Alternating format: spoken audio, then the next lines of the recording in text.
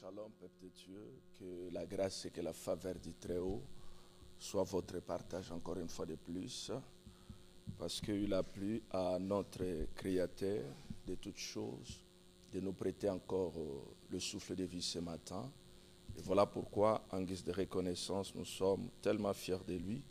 Et j'en veux rapidement saluer aussi mon père spirituel, la personne de prophète Massalali Kibisa Eternel, le visionnaire de la communauté centre d'évangélisation Montagne de Cana. Voilà. Seigneur, nous te disons merci. Nous soumettons ce moment en traitement, que ta faveur et que ta grâce se manifestent pendant cet instant. Tu as permis que ce bien-aimé qui est en train de nous suivre à cet instant soit scotché à cette émission éternelle à Dieu, parce que tu as prévu quelque chose d'extraordinaire. Manifeste-toi et glorifie ton nom dans le nom précieux de notre Seigneur Jésus-Christ. Nous avons se prier. Amen. Voilà. Nous parlons sur les ossements desséchés. Nous sommes rapidement dans Ézéchiel 37. Nous sommes au premier verset jusqu'au... Il dit, la main de l'Éternel fit sur moi, et l'Éternel me transporta en esprit et me déposa dans le milieu d'une vallée remplie d'ossements. Il me fit passer auprès d'eux tout autour, et voici, ils étaient fort nombreux, et à la surface de la vallée, et ils étaient complètement secs. Il me dit, fils de l'homme, ces eaux pourront-ils revivre? Je répondis, Seigneur éternel, tu le sais. Il me dit, prophétise sur ces eaux, et dis-leur, ossements desséchés, écoute la parole de l'Éternel. C'est ça le plus grand problème, qu'on a toujours l'habitude de dire aux gens. La Bible dit que non, chaque chose a son temps, il y a un temps pour toute chose. Parce que nous parlons sur les ossements desséchés. Le plus grand problème, c'est de prendre conscience maintenant. Parce qu'il y a beaucoup de gens qui sont restés toujours dans ce qu'on appelle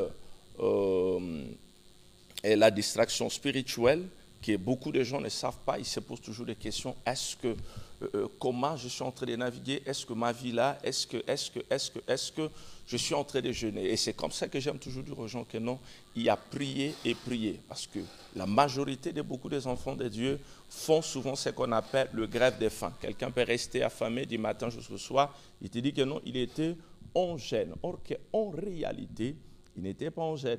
Parce que lorsqu'on est en jeûne, on doit être aussi en état de prière. Parce que nous parlons sur les ossements desséchés. Ézéchiel, on l'a transporté, on amène jusqu'à ce niveau-là. Dieu lui pose cette question, il dit que non, est-ce que ces eaux pourront-ils encore revivre?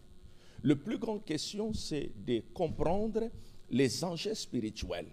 Parce que face à ces défis, humainement par là, il est pratiquement impossible pour que cet homme qu'on appelle Ézéchiel prenne ce risque-là de dire que non, ça peut ou ça ne peut pas. Parce qu'il était face au Créateur. Et parce que le Créateur voulait manifester sa dimension en tant qu'Adonai, Dieu créateur, il devait maintenant se manifester à ces dimensions-là. Et c'est comme ça qu'il va amener cet homme qu'on appelle Ézéchiel pour lui placer devant cette situation qui était pratiquement impossible, que personne ne pouvait imaginer que la vie devait encore revenir. Et c'est comme ça que j'aime toujours dire aux gens que non, l'impossible n'est pas Jésus. Parce que la Bible déclare que non, la profondeur appelle la profondeur. Le plus grand problème, c'est la prise de conscience. C'est lorsque la personne a cette conscience, il sait que non, malgré l'état que je me suis retrouvé, l'impossible n'existe pas devant Dieu. Parce que ce qui est impossible aux hommes est possible à Dieu. Ce que l'homme ne peut pas faire, la main de Dieu est capable de changer les données de notre vie. Ce que l'homme ne peut pas réaliser, mais la main de Dieu est capable d'apporter la vie là où il n'y avait plus la vie. Et cet homme va dire que non, Seigneur, toi tu le sais. Parce que toi tu as les derniers mots. Peu importe l'état où les eaux se trouvent, je sais une chose que non, tu peux tout. Parce que l'impossible n'existe pas devant toi. Là où l'on peut regarder avec ses yeux humains, il dit que non, c'est pratiquement impossible. Mais laisse-moi te dire que non, l'impossible n'a jamais existé devant Dieu. Parce que ce qui est impossible aux hommes est possible à Dieu. Et c'est comme ça qu'il va dire à Dieu que Seigneur, toi, tu le sais. Et le Seigneur lui dit que non, parle maintenant, prophétise maintenant, parce que la parole a été au commencement. Voilà pourquoi dans le livre de Genèse, la Bible dit ceci, que non, au commencement, c'était la parole. Et parce qu'au commencement était la parole, et tout a été créé par elle. Parce qu'avant qu'il y ait la création, il a fallu que l'Éternel parle. Et quand il parla, la Bible dit ceci, que non, ce qui n'existait pas commençait maintenant à se manifester. Pourquoi? Parce que la parole a une puissance créatrice, a une puissance qui restaure, a une puissance qui donne la vie. Et c'est comme ça que Ézéchiel a commencé à parler, selon l'ordre de Adonai. Et quand il a commencé à parler, les eaux qui étaient secs ont repris vie. C'est pour dire à quelqu'un ce matin que l'impossible n'a jamais existé devant Dieu. Parfois, tu te disais que non, c'est fini, vu la situation, vu la réalité. Il y a quelqu'un, il y a un frère, le dimanche passé, était à l'église, qui nous a suivis, comme tu es en train de nous suivre là. Le frère a souffert pendant 2 ans. Pendant 2 ans, le frère faisait que faire des dysenteries. Et il est allé chez le médecin. Le médecin lui a dit que non, on ne voit rien. On a fait tous les examens possibles, mais il n'y a eu aucun résultat. Il ne voyait rien. Mais ce frère ne s'est pas arrêté là, parce qu'il a cru à la puissance de Dieu. Parce que c'est comme ça que l'apôtre Paul dit que non, l'évangile ne consiste pas seulement à des discours vains, mais avec la démonstration de la puissance de Dieu. Et ce frère, aujourd'hui, nous parlons le même jour qu'il est venu, le dimanche passé. Quand il est venu, on a prié pour lui. Je lui ai dit que non, c'est fini, tu peux repartir maintenant. Et depuis ce jour-là, tout s'est arrêté, même le couche qu'il avait l'habitude de porter, parce que ça coulait d'une manière extraordinaire. Pourquoi? Parce que quelqu'un avait pris l'initiative de détruire sa destinée. Parce qu'il voyait comment l'étoile de ce jeune homme était en train de briller, un enfant très intelligent. Le Messie était complètement abasourdi. Et je lui ai dit que non, le Dieu que nous prions n'a jamais changé. Il est le même. Ce qu'il a fait hier, il peut le faire encore aujourd'hui. Et ce frère est guéri totalement à l'instant T. C'est pour dire à quelqu'un qui nous suit quelque part que même si tout était devenu complètement sec, même ta vie spirituelle, tu as perdu les dons, le charisme, tout ce que tu avais. Laisse-moi te dire que non, c'est encore possible. La vie peut revenir encore. L'impossible peut être possible. Ce que personne n'y croyait peut encore changer. Ne te dis pas que non, c'est fini. Ne te dis pas que non, ça ne marchera plus.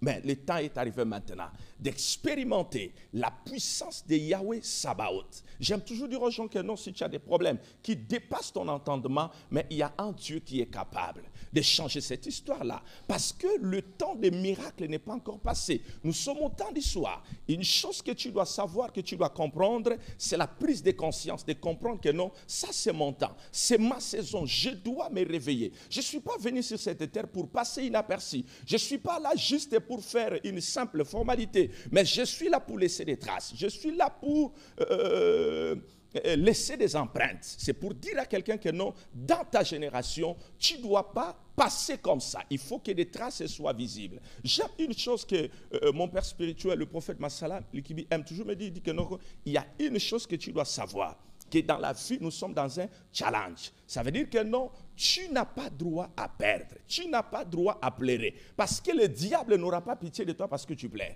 Le diable n'aura pas pitié de toi parce que tu te lamentes. Le diable n'aura pas pitié de toi parce que tu présentes seulement ce X qui est en train de m'ensorceler. J'aime toujours dire aux gens que non, c'est question de force contre force. C'est question de puissance contre puissance. Où est la puissance de Dieu que tu pries? Comment un petit sorcier, né, je ne sais pas,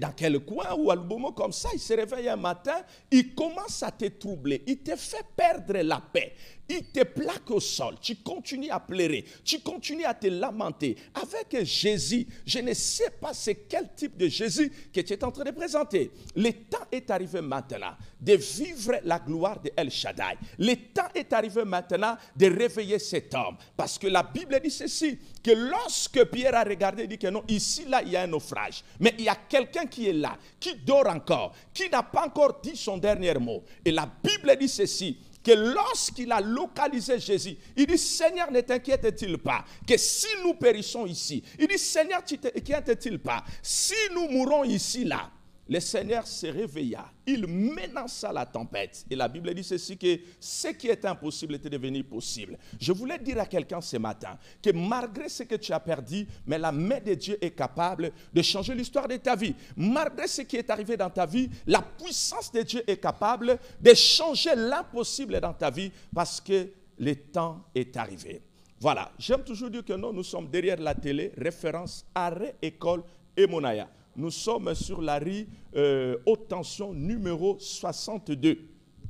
Le numéro de téléphone, c'est 06 548 38 96. 06 548 38 96. Vous pouvez nous appeler par WhatsApp, c'est le 05 698 70 77. 05 698 70 77, tu peux nous joindre facilement. C'est pour dire à quelqu'un que non, ton temps est arrivé. Arrête de pleurer, tourne ton regard vers El Shaddai et tu ne seras jamais déçu. Et là où tu es, si tu as la foi, si tu crois que Dieu peut changer quelque chose dans ta vie, et t'attends bien, et regarde-moi là où tu es, manifeste que Jésus-Christ est capable. Je déclare que la main de Dieu te localise là où tu étais désespéré, perdu, mais que la main de Dieu te relève et que ça ramène encore la vie là où tout était complètement sec. Que Dieu vous bénisse. À la prochaine occasion encore,